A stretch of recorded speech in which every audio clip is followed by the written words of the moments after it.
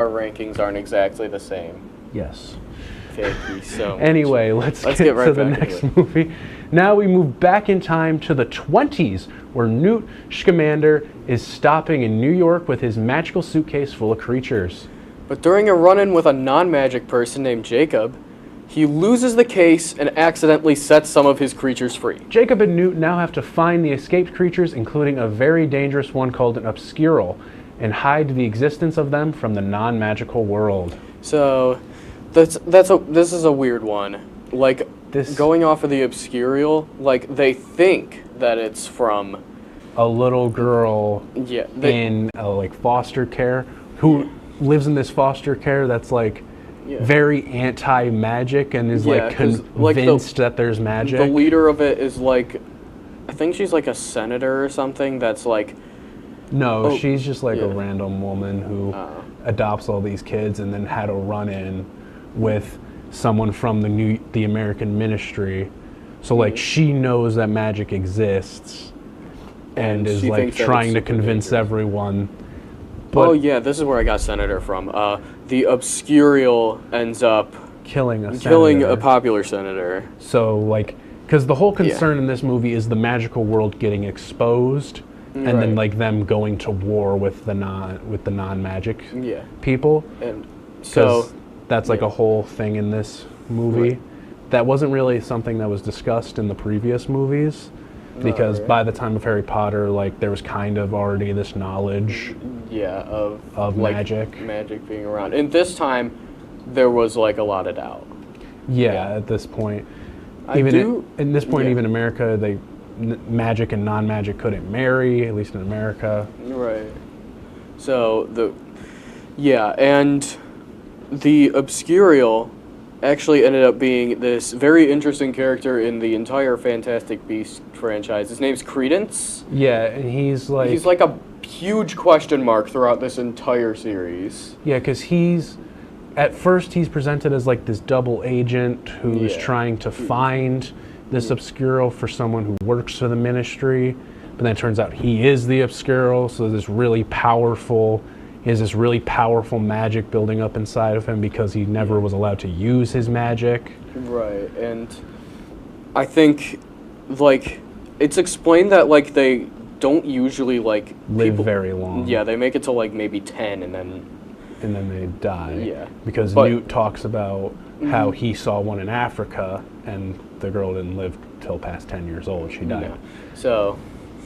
Right. All right. So let's get to our ranking, where we rank this one. Oh. Number 2. Yeah. It's pretty good. 2 for both of us. We haven't disagreed so far. Not yet. We might about to see a first time occurrence. Yeah. Except no, we won't, because we already know our rankings. But spoiler alert. Spoiler alert. Sorry, guys. Let's get into the next one. Gellert Grindelwald has a plan to rule over all non-magical beings and give purebloods complete control of the world. Newt is called upon by Albus Dumbledore along with another former Hogwarts student, Leta Lestrange, to attempt to stop him from rising up. Things take a dark twist when Grindelwald is trying to recruit Credence. Relationships are torn and identities are unknown, including Credence and the fate of Leta's younger brother Corvus. When the true identity of Credence is revealed, it's pretty shocking. Yeah. So that was like a whole thing in this movie was who actually is Credence? Well, who is Credence, and 2, what happened to Leta's younger brother? And eventually it is revealed that Leta swapped the actual Corvus with another newborn, which actually ended up being Credence. Yeah. And so the real Corvus drowned. And so Credence... basically, until the end of the movie, it's still not known who he actually is then, because then that confirms he's not related to the Lestranges. No. And it's revealed at the end to him by Grindelwald that he's actually a Dumbledore. He is related to Albus Dumbledore. And we don't find out till the next movie, but Grindelwald obviously tries to spin it as like they abandoned you, they got rid of you, so that's why you should help me take over the magical world. Pretty much, yeah. I think one of my favorite parts about these Fantastic Beasts movies is the guy, we should have looked up his name, who they got to play younger Dumbledore. he brings a lot of the gravitas that you want for Albus Dumbledore. It's Jude Law. Jude Law, yes. That was his name. There you I've go. seen him in a couple other things. I can't exactly remember what right now. And something else we didn't talk about the previous movie, Newt himself, who's the lead of this franchise, he's a very interesting character. Really, yeah. Because he doesn't want to pick a side in this fight with Grindelwald. Like, he kind of just wants to do his own thing with his beasts and show people that, you know, they're not that bad. He wrote a book called Fantastic Beasts and Where to Find Them. Yeah. And I don't know, I find you're never going to have a lead who's as interesting as Harry Potter, but I think Newt is about as good as you can do. I guess, yeah. I think. Like, we'll never have, like, the character writing of Harry Potter, but yeah. This and is then pretty close. Johnny Depp plays Grindelwald in this movie. In this one and for a few minutes in the last one. In the previous one. Yeah. He's not in the next one. Well, yeah, we'll because of a whole, like, other thing, you know. A whole other thing that we probably can't discuss on this. Yeah. But he's actually really good as Grindelwald. He brings, like, again, you can't replace Voldemort, but he's kind of close. Yeah, like, he brings that same energy. Like, and he just looks so he iconic. looks intimidating. He like, looks intimidating, yeah, with the one eye being, the eyes being different colors, the pure white hair. Like, he has a very memorable look, and I think that helps a lot. And then they imply a lot about his relationship with Dumbledore and how they're, like, equals, but they can't fight each other. Yeah. Like, they have, like, a mutual agreement to not fight. And we learn more about that in the next movie. Exactly. And, yeah, basically at the end of the movie, a bunch of the characters, like Credence and, what was her name? Queenie, yeah. She end up joining up with Grindelwald. End up joining his cause at the end, and that's kind of the cliffhanger we're left on, is like, what's going to happen next? Like, that's like where the relationship being torn is from, because Queenie was engaged to Jacob at one point in this movie. Yeah, who is the non-magic. Yeah, he's a baker, by the way. He's a baker, yes. He actually he opens a bakery. He's also a veteran. He fought in World War I. Yeah. And then he came home and worked in a canning factory. Yep. And then he wanted to open a bakery so bad that he went to the bank. The bank to, that's basically where he met Newt. Because Newt was trying to wrangle one of his creatures, and then that became a whole thing. Basically describing the last movie. Yes. But yeah, so I think we can get to ranking this honestly, yeah. I think we're pretty much done saying whatever we need to say. So let's get to the rankings. I have this one at 3. I have it at 4. I think it's one of those examples of a movie where just things happen, and not in a particularly interesting way. Just stuff happens, and that's really all I can say about it, to be honest. It's also in Paris for a lot of it. Yes, it is in Paris. They're not all in Britain. You can't speak any French. I can speak some French to you. Oui, oui. Nice. Monsieur. Nice job. Yes, I got a C- in French for a reason, guys. Yep. All right. We're going to take another quick break, and we will finish up when we come back with the Final Fantastic Beasts and the train wreck of the week. Stay tuned.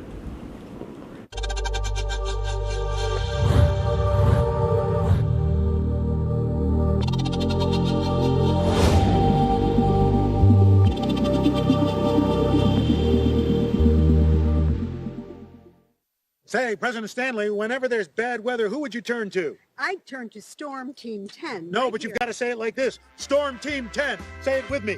Storm Team 10.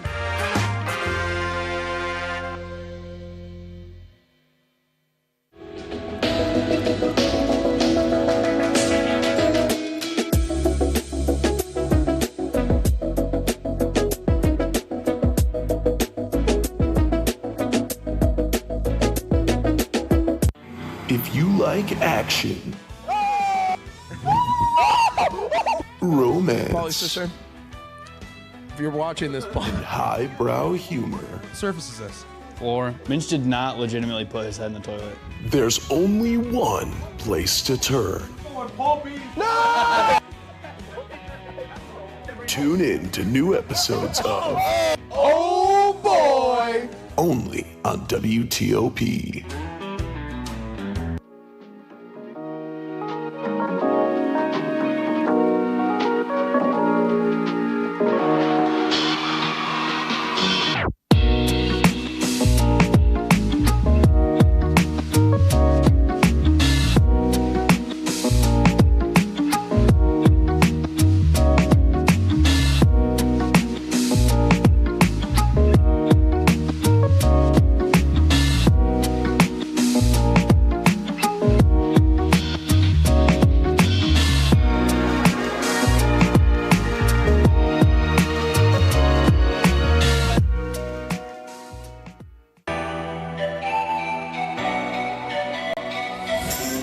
Welcome back to Be Kind of Rewind. Let's get right back into the last Fantastic Beast. Several years after the events of the second movie, Grindelwald is dismissed of all his crimes. Grindelwald is running in an election to be the head of International Confederation of Wizards. Dumbledore cannot fight him, so he enlists Newt and his followers to try and stop him. Newt and the others also have to protect a creature that can identify a pure soul, as Grindelwald needs it to win the election. Jacob is also used as an important pawn that aids both sides. So, basically, Grindelwald wants to win this election. By the way, that's He's definitely always looked Grindelwald. like that. Yeah, He's what do you- always looked like that. Yeah, Johnny Depp. Who's Johnny Depp? Yeah, he definitely didn't not have all white hair in the last one. You see, that's the part that annoys Yeah. me. It's like, they didn't even try to make him look the same. They didn't give him the same hair. They didn't give him the eye gimmick. Like, they didn't even Just like try. the guy that they cast just decide, you know what, I don't want to do this. Well, to be I fair, don't wanna dye the my guy hair they white. cast is a good actor. He's alright. He's been in Hannibal. Like, he's a good actor. But Yeah. it's just like, again, they didn't even try to make him look the same, Right. which is annoying to me. Yeah. but- It's What's also annoying is otherwise the movie's actually pretty good. yeah, honestly, I think that there's not really that much that's wrong with this movie. It's got a unique setting. It's mostly in China, I'm pretty sure. Yep. Yeah, China. and so they're like they're holding like holding events this election. around the election. Yeah. Dumbledore has like everyone working in unison to like, again, like we talked about with the Harry Potter movies, like he's presented as just this all-knowing figure who Right. knows everything and knows the results of everything and how everything will turn out, to the point where like it's mentioned a few times by Newt's assistant who's helping them out.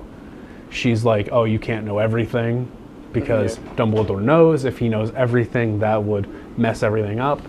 right. And it's interesting how it just seems like his whole life he was this all-knowing figure.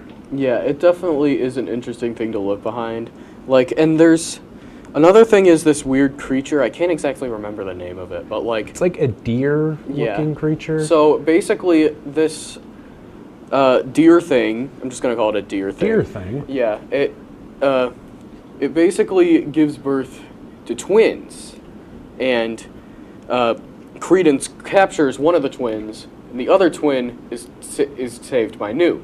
And basically, that's like the entire thing, because like you need this thing to like Identify you as a pure soul. yeah, like this thing will basically just come up to you and like bow It'll to bow you. to you. Yeah. And identify that you're a pure soul. Yeah. So that you're worth electing. Yeah. So what Grindelwald did is he murdered the other little deer thing, Brought it back with a spell so that it would only Yeah. bow to him. and then basically he just gets exposed in front of everybody. yeah. Yeah. And it's like Shocker, this guy who had a bunch of committed crimes. multiple crimes, commits another crime. I would have never guessed. Yeah, I know. It's, It's almost like he's a bad person. I thought you were going to go somewhere else too political with that. Yeah. I was going to have to stop you. Yeah. But yeah, that would not have. it wouldn't have been a great look for us. But yeah. So they get the real alive deer thing Yeah. to the election, and it actually initially bows to Dumbledore, then bows to one of the other candidates. Yeah. Grindelwald named Santos. leaves. And that other candidate is elected. Yes. All right, so that is going to be it for that one. The Let's ranking? see. There's only one left, so that there's only one thing that it could be ranked. Du-du-du-du. 4. And then for me, 3. Yeah. I liked it a little bit more than you. Other Yeah. than, obviously, what are you talking about? Grindelwald's always looked like that. Yeah. Even though, no, he hasn't. But otherwise, I think it's a decent entry. You could do a It's lot all right. worse. It was also supposed to come out in like pre-COVID, and then COVID happened. So And then, yeah, and then you just made everything sad because you had to remind people of COVID. I Just mean, like it's you worth always have it. to remind people about the Carolina Panthers and We do this every week. the yep. Oh, But okay, San Jose Sharks fan. okay. But we have a segment every week that we like to call the train wreck of the week. So Woohoo! why don't we just All right, let's get to the train wreck of the week, and it is obviously train wreck of the week. To see the train crash. You can't really see, but it's just Ron from Deathly Hallows Part 1. Those were a lot more bright than I originally thought, but yeah. Yeah, there you go. They got it up on full screen. Yeah. But it's just Ron. Yeah, that's Yeah. that's the train wreck. It's Pretty just much, it's just I was just thinking about just like him. That's the train wreck. I mean, it is. It really just is. It's just Yeah. Ron being Ron in that movie. All right. Yeah. And then So- we don't have the final rankings of these week's Actually, movies. we did have the final rankings of this week's movies. Let's bring Oh, that okay. up. You know what? Go off. We have King. 2 rankings, by the way, this week. Yeah, go It's off, week King.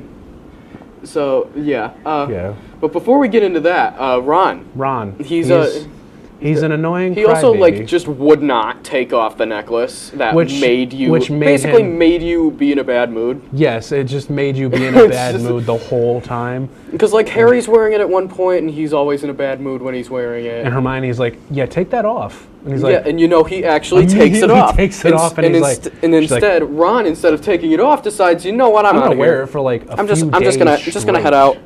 It's like Yeah, it's like I want to be miserable. Not me, Ron. you are miserable.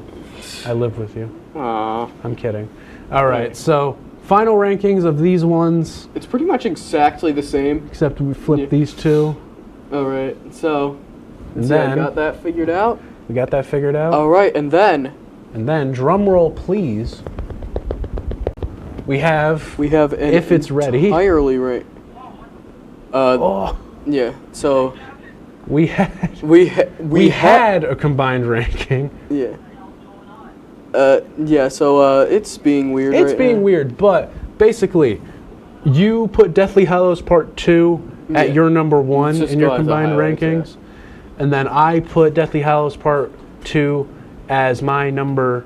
Two in the Two. rankings. Yep. Your number 1 was Prisoner of Azkaban. Yes, it was. We both had Deathly Hallows Part 1 as last. As It- number 11, last place. last place. We disliked it that much. I had Half-Blood Prince pretty low. I had it at like 10. I think I also had it low. I had it at like 8 or 9. Yeah. Can't remember fully off the top of my head. I remember there was like 5 Harry Potter movies before we got to the first Fantastic Beasts Yeah, I movie. had mine. Actually, I think I had mine at 5. Mine was at 6, I'm pretty sure, which was the original Fantastic Beasts. So, All right, but yeah. other than that, we got to wrap up. I guess so. It's Well, unfortunate. thank you guys so much for watching. We'll see you next time where we will do Night of the Living Dead. Yes, Night Yeah, of the so, Living Dead.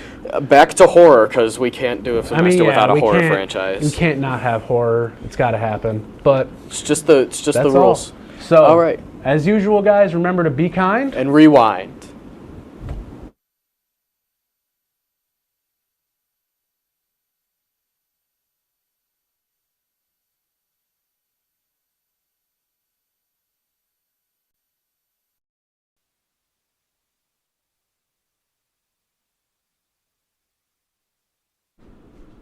Tonight on WTOP-10 Nightly News, the return of one of SUNY Oswego's most popular events, what this year will entail. And SUNY Oswego police officers get recognized for prestigious awards related to traffic safety. Plus, protesters flood the sidewalks on the Oswego Bridge. What change they are petitioning for. WTOP 10 Nightly News starts now.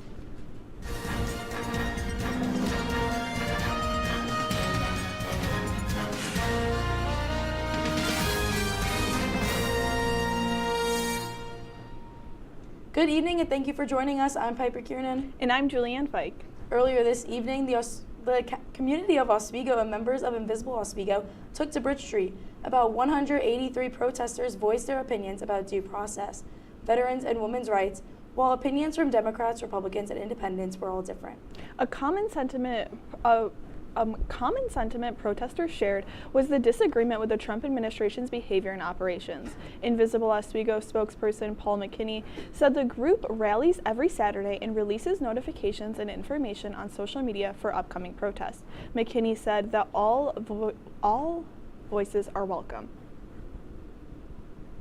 The SUNY Oswego Public Ceremonies is searching for volunteers to help with the upcoming May graduation ceremonies. The team is looking for ushers to assist with crowd management and guest seating for 3 graduation ceremonies, starting at 9 a.m., 12:30 p.m., and 4 p.m. Volunteers will be provided with free refreshments and food throughout the day. Anyone interested is asked to email tim.netritz@oswego.edu. As our spring semester quickly comes to an end, we look ahead to next fall and its costs. But not to worry, our reporter Eliza Hopkins is here with our story on how campus is helping our students. Thanks, guys. Earlier today, the Financial Aid Money Matters program presented their Spring into Savings celebration. They hosted a fun and festive celebration featuring games of smart spending and financial literacy. With each game won, the students earned tickets, which were put into a raffle to win a pair of JBL headphones. And to top the entire event off, there was a catered taco bar where you could make your own creation. That's all for my report tonight. Now back to the desk. Thank you, Eliza. In other news, SUNY Oswego Campus Technology Services has identified a campus connectivity problem with Google Pixel smartphones using the most recent Android software.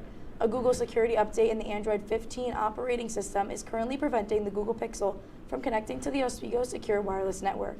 CTS is actively working to find and fix this issue and is calling on affected students to use the Oswego Guest Network until the issue is resolved. SUNY Oswego's annual Archon Gaming Convention is back this weekend for the 22nd year. The convention runs from this Friday to Sunday. It features participant-run games and challenges including everything from video games to board games to role-playing games. The convention costs $8 for students and staff for the entire weekend and $8 to $15 for non-students depending on the day. I'm looking forward to spending some time outside this weekend, Piper. Me too, Julianne, but I'm not sure if the weather will be nice enough. Good point. Let's check with Storm Team 10 meteorologist Logan Russo. Logan?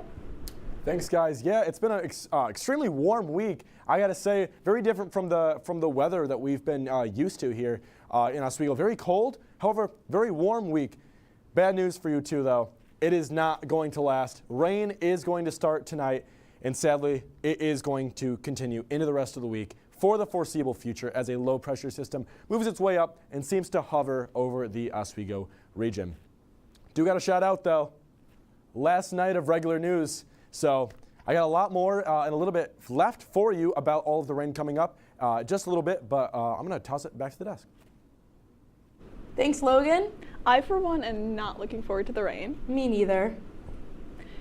But moving on to some city news. 2 Oswego police officers have been recognized for prestigious Traffic Safety Award.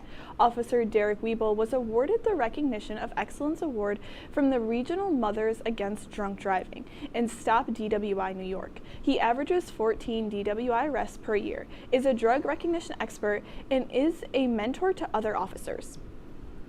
Officer Wiebel was not the only officer to recently receive a prominent award. Officer Seamus Honeywell leads a group of 7 officers who have been given the 2025 Traffic Safety Champions Award by the Oswego County Traffic Safety Board. Last year, Officer Honeywell conducted 215 traffic stops, issuing 248 traffic tickets and making 10 DWI arrests. Oswego Mayor Rob Correndino has issued a proclamation declaring the week of May 18th to 24th as National Emergency Medical Services Week. The declaration was presented at yesterday's Oswego Health Celebration for EMS professionals, which featured dozens of first responders and the Oswego Fire Department. The ceremony recognized EMS for their life-saving work every day for the city of Oswego. The director of Oswego County Opportunities has retired after over 40 years in the organization. Diane Cooper Courier announced her retirement, although she did not provide an exact date of departure. She has worked on issues including foster homes, runaway children, after-school education, homelessness, and more. She is very highly regarded by the organization and the community. A search for a new director is underway. The headliner for the New York State Fair opening day concert has been announced, and it is none other than country star Nate Smith. Smith is best known for his hit tracks Whiskey on You, World on Fire, Wreckage, and more. The reigning Billboard Rookie of the Year will join a 41-act lineup that also includes notable artists such as Cheap Trick and Busta Rhymes. Still ahead tonight, a major personnel switch in the Trump administration. Plus a razor-thin margin on a major vote against Trump tariff. All that and more right after the break. The number of disasters in the U.S., chances are every area will deal with some kind of emergency in the next decade. And between school, sports, and social lives, chances are you won't be with your kids when it happens. Will they know what to do? Ready.gov/kids has the educational tools and information to make the conversation easy. When the time comes, chances are they'll feel prepared, not scared. So talk with your family today.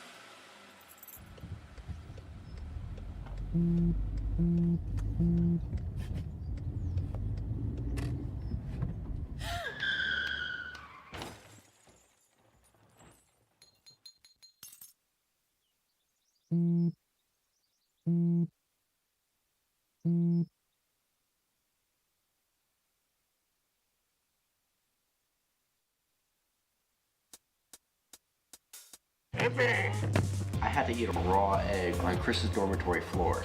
I currently don't have any federal pending charges. You know what you never did? You never walked to Walmart, Chris. That's my co-host. This is for making me eat roast Pop-Tarts. It's showtime, Chris. Come on. I want to be on the air for that. I got a couple things to say. No. Spin the wheel. Oh, you got censorship. Welcome back. Welcome back. Welcome back to...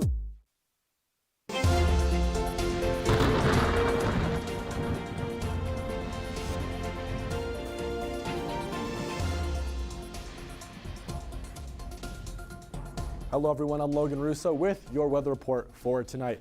Right now in Oswego, 66 degrees, still decently warm out. However, that rain that I talked about in my quick forecast is just starting to hit. I was walking around campus early and I felt a little bit of a few raindrops, but it was overall really sunny today. However, I live in Onondaga Hall. It's a big concrete superstructure, and one thing I'm really worried about is humidity. And the humidity right now is a little worrying, so it is going to be a little bit more sweaty than you would like today and tonight. But speaking of today, we hit 70 degrees today, which again is really good going into May.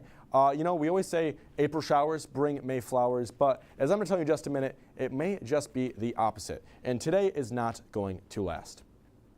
Now, as you can see here across the state, these are the highs from today. And if we're going down to the southwest area of the state here, North Dansville hitting 82, Randolph hitting 81. It's nice to see some areas near us start to hit the 80s because I am waiting for the 80s to come. And right here in my hometown of Syracuse, 76 degrees. So it is going to be warming up. However, pollen is one of the biggest factors when I step out of the dorm every single day.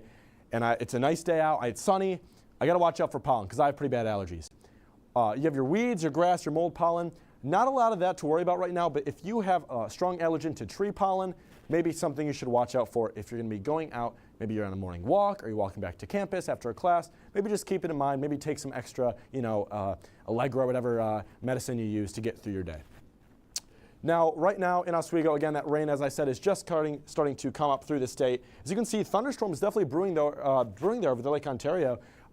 Still temperatures, though, staying relatively nice and warm. They are cooling off a little bit as we go into the night, but temperatures maintaining as this storm passes through. Now, The next few days, though, it is going to be rainy, rainy, rainy.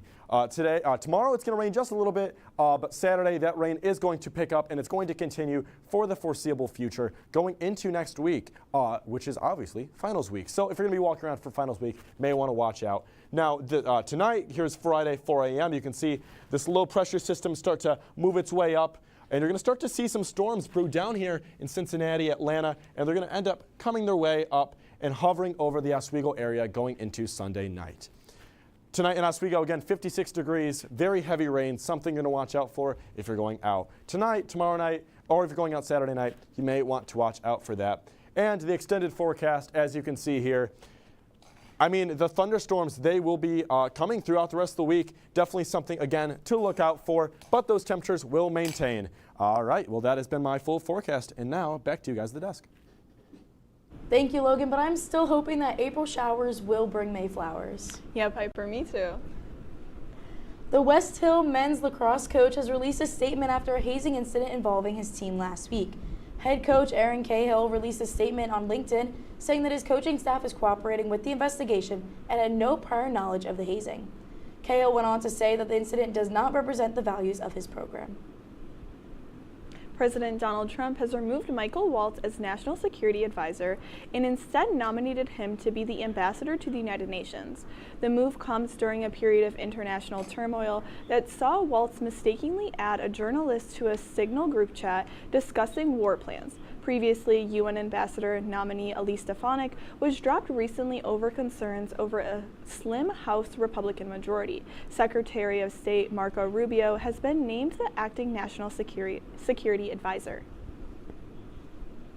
Automakers are celebrating with cautious optimism about a recent Trump announcement that auto tariffs could be eased. Brian Abel has more on what Trump's recent actions mean.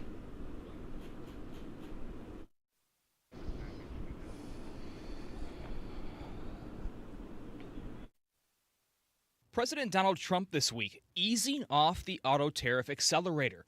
In March, Trump announced a 25% tariff on imported cars and parts. That's set to go into effect this weekend. But now, U.S. manufacturers could be reimbursed on imported parts up to 3.75% of the value of a domestically produced car. After a year, that drops to 2.5%.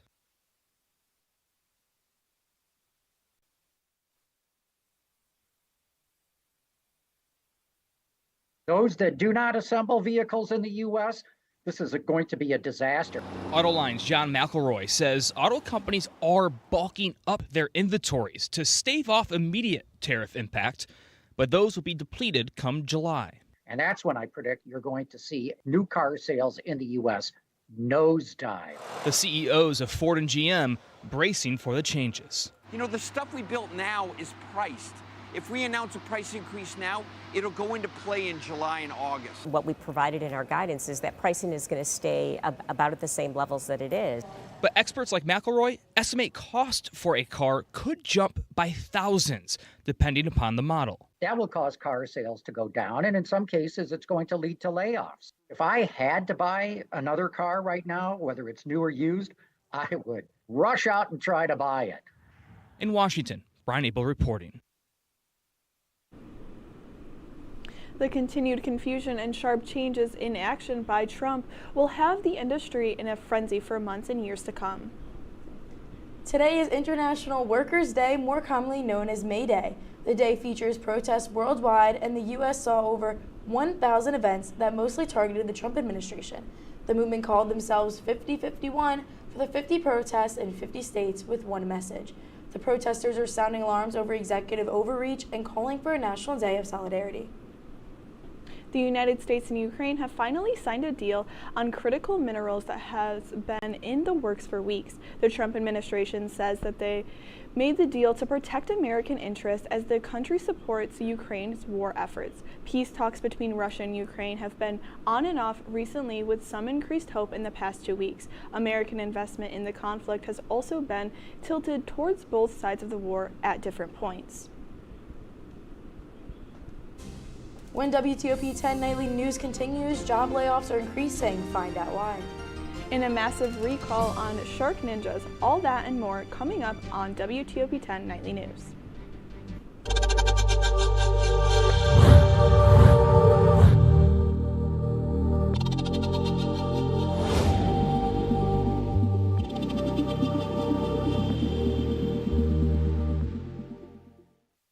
Hey, President Stanley, whenever there's bad weather, who would you turn to? I'd turn to Storm Team 10. No, right but you've here. got to say it like this. Storm Team 10. Say it with me. Storm Team 10.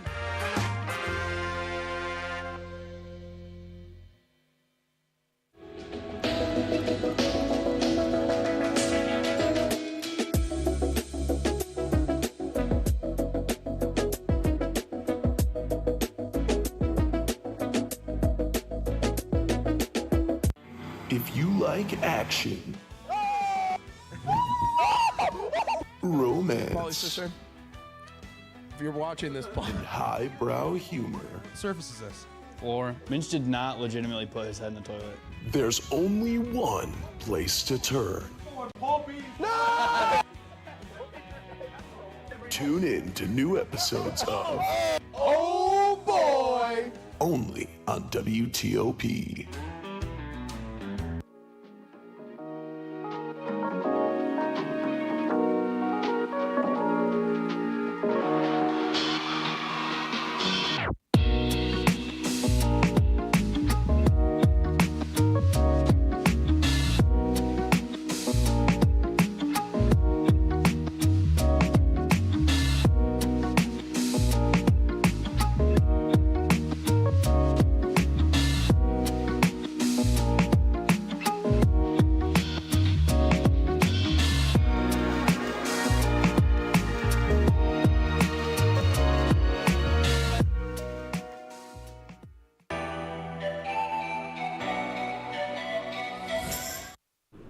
Welcome back to WTOP-10 Nightly News. In consumer news, a study has shown that Doge is responsible for almost 50% of U.S. layoffs in 2025.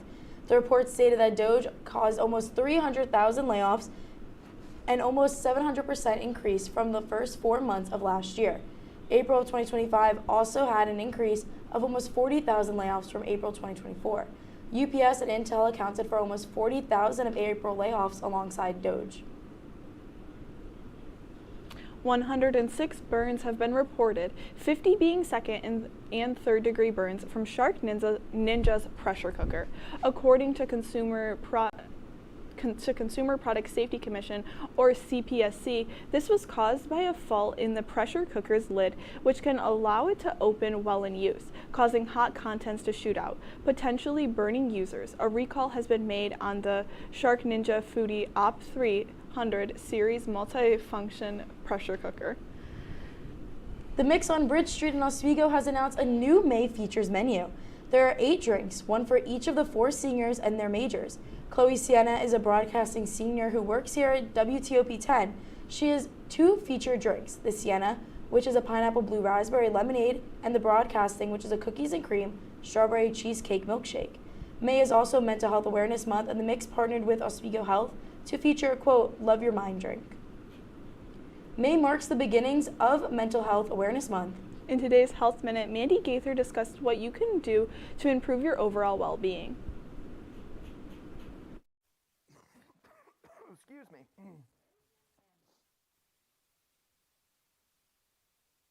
Mental illness is at an all-time high.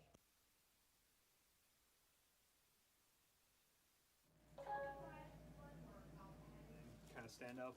Ah. It's a standing and kind of a twisting. Okay. Yeah.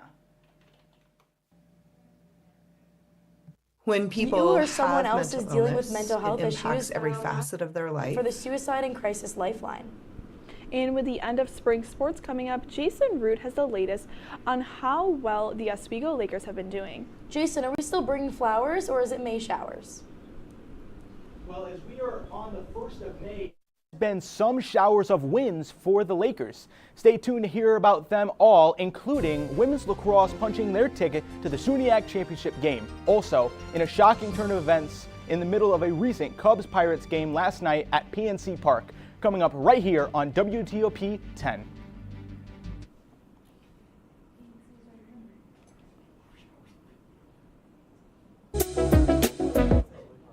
Fuck.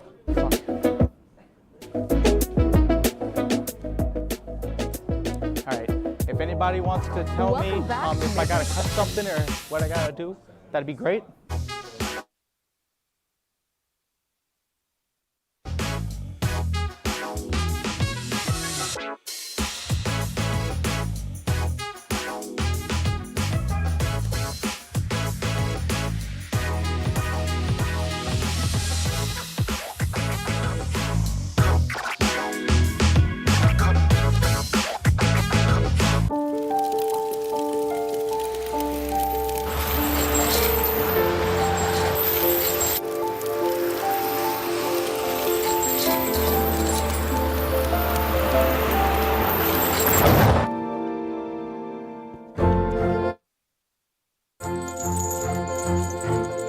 Did you know dragging chains can spark a wildfire? Only you can prevent wildfires. When I was in foster care, I never knew when I would have to move. So I always had my suitcase ready to go. Then one day I was adopted. My new parents opened their hearts and home to me. My parents cook my favorite breakfast for me every morning. My parents take me on trips I never thought I would go on. They gave me a home and an even better reason to use that suitcase. My parents aren't perfect, but they're perfect for me. Hey there, I'm Al Roker, class of 76. Yes, way back in 76. Back when the earth was cooling. You're watching WTOP.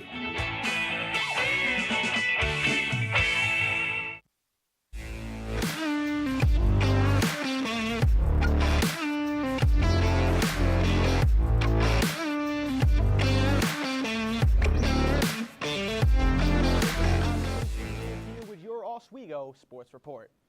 Top-seeded Oswego women's lacrosse punched their ticket to the SUNY Championship game with a gritty 15-14 win over number 4 Buffalo State. Alexis Hill led the charge with 5 goals, including the game winner on a late free position shot. Mackenzie Wynn added a hat trick and 2 assists, while freshman Aubriana Green tailed 2 goals and 2 points.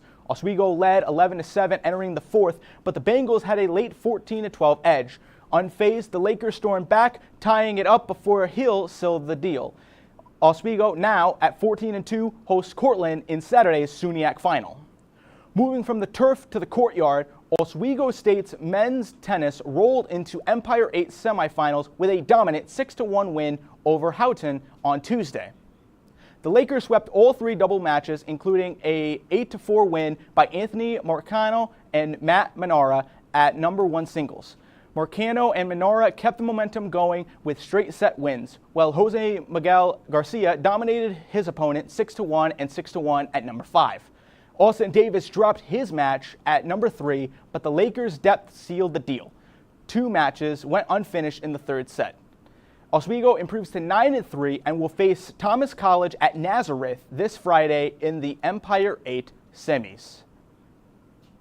On to national news. In a devastating turn of events, a fan fell 21 foot over the Clemente Wall at PNC Park during Wednesday night's Pirates and Cubs game, landing on the warning track moments after Andrew McCutcheon 2-run double.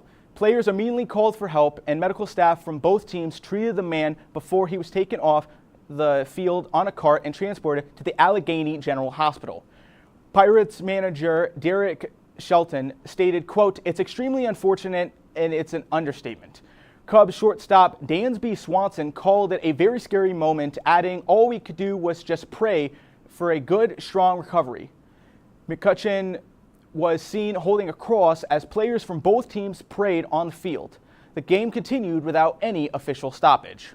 Moving from the diamond to free agency, the Buffalo Bills signed veteran wide receiver Elijah Moore to a 1-year deal worth $5 million. The move came days after Bills general manager Brandon Beane defended the team's receiver strategy during a lively interview on WGR 550, saying, "Complaining about wide receiver is one of the dumbest arguments I've heard." Moore, who had 61 catches for 538 yards last season, joins a deep receiver room featuring Keon Coleman, Curtis Samuel, Khalil Shakir, and Joshua Palmer. Beane had said the team put a pin in talks with Moore earlier in the offseason and had resumed conversations after the draft. Moore, the last 2 seasons, has 120 career catches for over 1,170 yards and 3 touchdowns.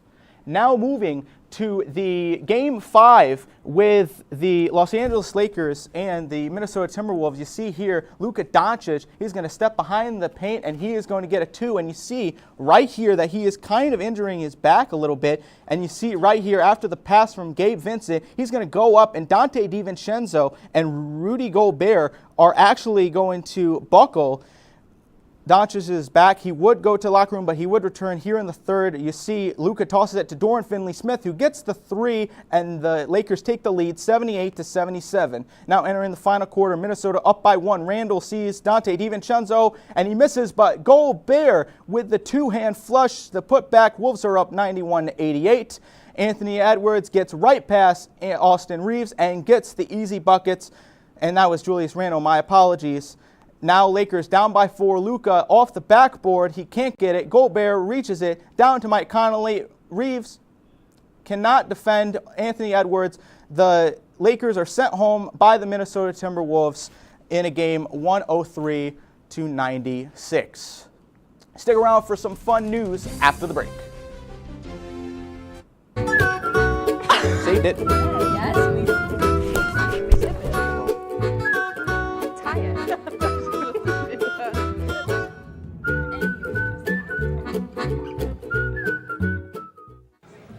Put the keys down, Kevin. But I'm gonna drive home. There are several warning signs present that you shouldn't be driving. I guess I have really been looking for love in this dating app. Yep, I'm definitely gonna call a ride home.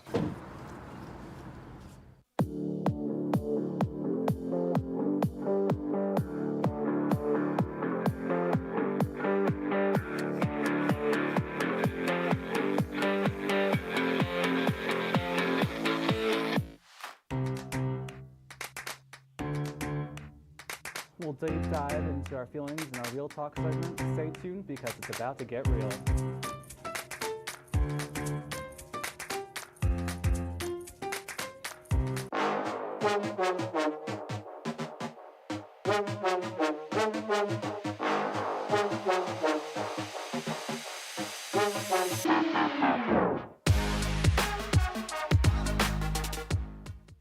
What's going on? Yeah, we go on at like 11:30. It's like No. What do you mean no? It's 10:30. 10:30? Yeah, it's 10:30. What do you mean it's 10:30? Hey, don't touch that. That's my ladder. Hey, man. Whoa. You know this book was already discounted 10%? Wow. Get a close up of that one. Matthew, Broadcast news. look at that. Can we go back inside? I want to sleep in the studio again.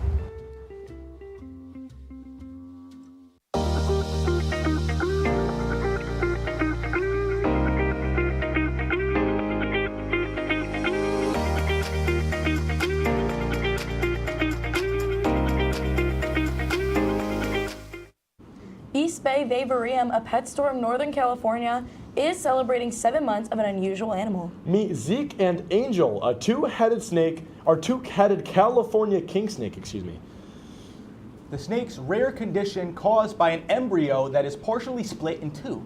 The store believes Zeke and Angel will live to the species' normal 20 to 30-year lifespan. That's a different looking snake, if I do say so myself. Wow. I kind of like it. It's cute. Are you guys excited for end of the semester? Yes, sir, we are. Yeah. Definitely. Not ready for finals week, though. No. The Nobody's stunning ever is ready. going to kick our butts, that's for sure. Yeah. Yeah. It's a good thing it's the last night of news. Exactly, yeah. We're done. Yeah. This is... Thank you guys very much. But that's our report for tonight. Be sure to stay tuned for OP, which does not happen. Thank you for watching. Have a great night, everyone.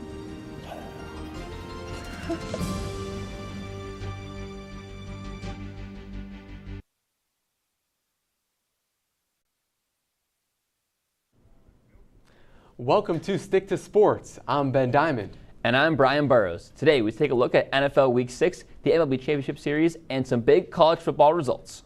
Roll it.